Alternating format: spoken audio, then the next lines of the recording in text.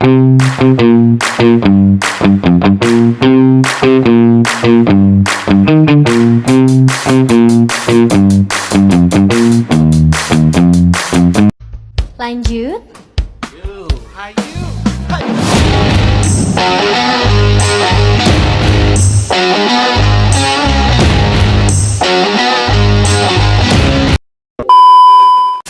Halo, selamat datang di video kami. Kami dari Universitas Nusa Nipah, Fakultas Keguruan dan Ilmu Pendidikan, Program Studi Guru Sekolah Dasar sudah berada di kantor Polresika untuk mewawancarai polisi. Tetap ikuti video kami ya teman-teman.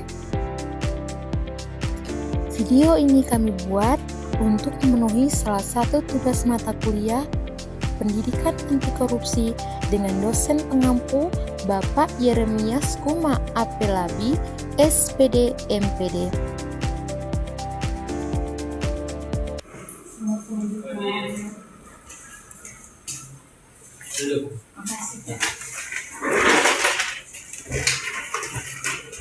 Bagaimana ini bisa kami bantu? Bisa minta waktunya sebentar. Ya. Jadi kami dari Universitas Nusa Nipah, khususnya prodi PBSD, kebetulan kami dapat tugas mata kuliah pendidikan anti korupsi. Itu mau dosen kami bisa mewawancarai bapak polisi. Ya, bisa, silakan. Di mana? Jadi sebelumnya kami bisa bertemu. Ya, silakan. Jadi nama saya Musa, ini teman saya Lia, kemudian yang bersama-sama bekerja itu namanya Mari. Kami semester 2. Untuk mengawali wawancara topik kami hari ini tuh bisa minta Bapak untuk memperkenalkan diri. Baik, terima kasih untuk adik-adik dari UNIPA. Nama saya Herikson Sidompul. Jabatan saya saat ini adalah Kanit Tipikor, Satreskrim Polresika. Keluarga, ada umur juga kan? Iya. Umur 46.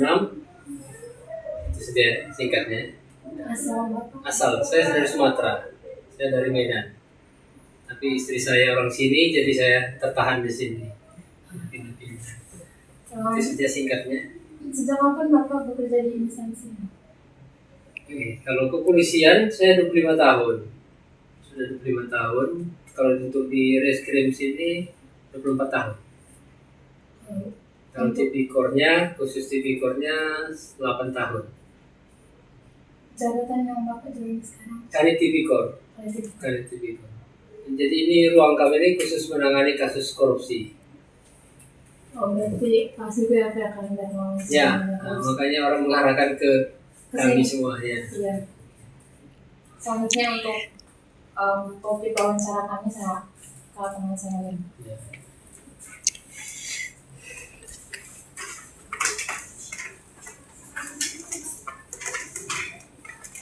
Apakah Bapak tahu tentang korupsi?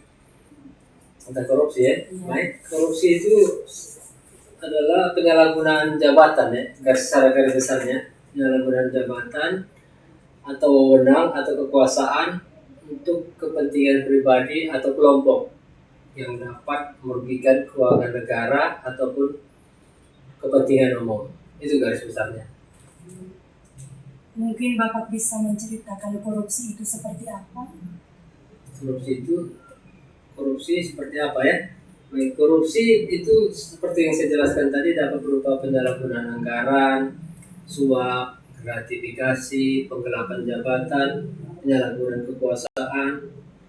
Korupsi itu bisa terjadi itu karena ada niat dan kesempatan. Jadi niat kesempatan, lemahnya pengawasan serta rendahnya integritas atau moral seseorang. Menurut Bapak, apa saja dampak yang ditimbulkan dari adanya tindakan korupsi? Dampaknya? Iya. Dampaknya itu besar sekali ya, karena itu merugikan keuangan negara dan terhambatnya pembangunan menurunkan kualitas pelayanan publik, kemudian ya ketimpangan sosial dan lebih utama itu hilangnya kepercayaan masyarakat terhadap pemerintah. Itu dampaknya. Jadi sangat luas dampaknya. begitu. Menurut Bapak, apakah tindakan korupsi mempengaruhi kesejahteraan masyarakat? Sangat mempengaruhi, karena dananya kan sebenarnya untuk pembangunan, untuk pendidikan, untuk kesehatan, tapi mereka selewengkan oleh para pelaku. Jadi itu sangat mempengaruhi ya, mempengaruhi sekali. Jadi menghambat pembangunan, pendidikan dan kesehatan. Itu sangat menghambat. Ya. Bagaimana pengaruh korupsi terhadap kepercayaan masyarakat kepada aparat dan pemerintah? Seperti saya jelaskan tadi ya, itu menurunkan tingkat kepercayaan masyarakat terhadap pemerintah, aparat juga, karena kan kita tahu setiap tahun ini selalu ada kasus-kasus korupsi. Jadi ya itu jadi mengganggu ini kepercayaan tadi. Kemudian jadinya masyarakat kurang percaya terhadap kita gitu. Itu besar.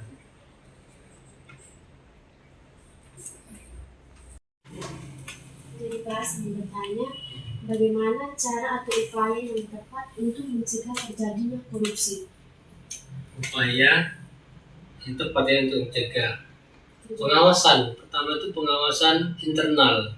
Jadi kita di sini sepertinya lemah sekali pengawasannya. Kita di sini kalau untuk korupsi itu sebenarnya kalau di Pemda ada inspektorat, tapi diketahui sekarang mereka mengeluh karena ada kekurangan anggaran. Jadi untuk melakukan pengawasan itu harus membutuhkan anggaran yang lebih besar. Itu yang namanya dari pengawasan. Kemudian transparansi anggaran kan seharusnya anggaran itu jangan hanya saat lelang saja dia kasih tahu nilainya, tapi saat pertanggungjawaban penggunaannya juga dimasukkan dalam sistem gitu. Jadi masyarakat bisa melihat berapa keluar, berapa masuk. Itu bagus sekali kalau dibuat begitu. Kemudian penegakan hukum yang tegas. Jadi kami setiap tahun itu selalu ada 2 kasus yang kami tangani. Terutama dana desa itu selalu ada saja masalah. Jadi kita tetap tegas, profesional untuk menangani kasus-kasus ini. Namun tetap masih ada terus. Itu tadi. Makanya kita meminta peran serta masyarakat juga. Peran serta masyarakat itu mengawasi. Yang apabila mengetahui atau melihat langsung viralkan. Sekarang kan zamannya media sosial, so? Pasti mereka akan malu kalau membuat begitu. Coba kalau semua kasus yang dilihat di jalan diviralkan, bagus itu. Untuk kita juga dapat informasi dari masyarakat, juga untuk bisa malulah pelakunya korupsi tersebut. Jadi itu untuk pencegahannya. Kemudian pendidikan harusnya sudah dimulai masuk dari kita SD atau apa, sudah mulai dimasukkan tentang anti korupsi. Itu KPK sudah berapa kali meminta kementerian untuk melakukan, namun belum dimasukkan sampai dengan saat ini. Itu saja terkait pencegahan. Apakah atas sanksi atau hukuman bagi mereka yang terbukti melakukan korupsi? Sanksi pasti ada, pelaku korupsi harus diberikan sanksi yang tegas. Makanya kami Kejaksaan, KPK itu melakukan proses penyidikan terhadap kasus korupsi itu untuk supaya ada efek jerah.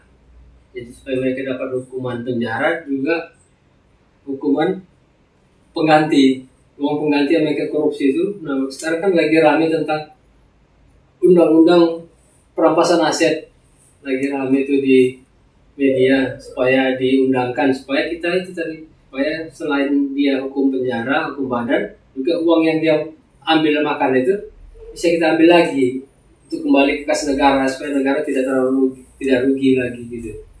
Jadi itu ada tuh mungkin perampasan aset yang kami lagi tunggu untuk undang-undang terbaru ini. Jadi apa harapan Bapak yang paling efektif untuk mengurangi angka korupsi saat ini? Harapan itu tadi, pertama soal sebenarnya dari diri sendiri ya, para pihak pelaku itu integritasnya, moralnya itu ya itu yang kita bisa perbaiki. Kemudian penegakan hukumnya kami tetap tegas, tetap profesional. Setiap kasus yang dilaporkan masyarakat atau yang kami temukan sendiri kami proses. Tapi di luar penegakan hukum untuk mencegah terjadinya ini ya itu tadi, mulai dari masyarakat, dari diri kita sendiri, supaya kita ya namanya kalau kita tahu ini uang negara, uang apa ya jangan kita makan, jangan kita gunakan untuk kepentingan pribadi kita.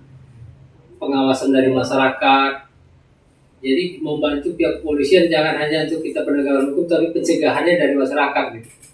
Jadi kita bersama-sama, terutama tokoh masyarakat, tokoh agama juga, selalu mengingatkan umat kita supaya jangan korupsi dengan kemudian dengan pendidikan yang seperti saya bilang tadi, mulai masuk dalam pendidikan, setidaknya dalam universitas sudah masuk dulu terlebih dahulu. Jadi kita yang gunakan sudah menjelang dewasa, sudah mulai nanti akan kedepannya bekerja, jadi sudah mulai tahu tentang korupsi itu, kalau korupsi itu salah atau bagaimana. Itu harapan kami. Penegakan hukum pasti kalau kami. Jadi Pak, nah sekian wawancara dari kami Pak hari ini, dan terima kasih atas waktunya. Mohon maaf juga jika ada hal yang kurang berkenan Pak. Semoga proses selamat. Sama-sama, terima kasih untuk adik semuanya. Ini sangat bagus untuk kedepannya atau di lapangan. Terima kasih. Sama-sama. Terima kasih Pak.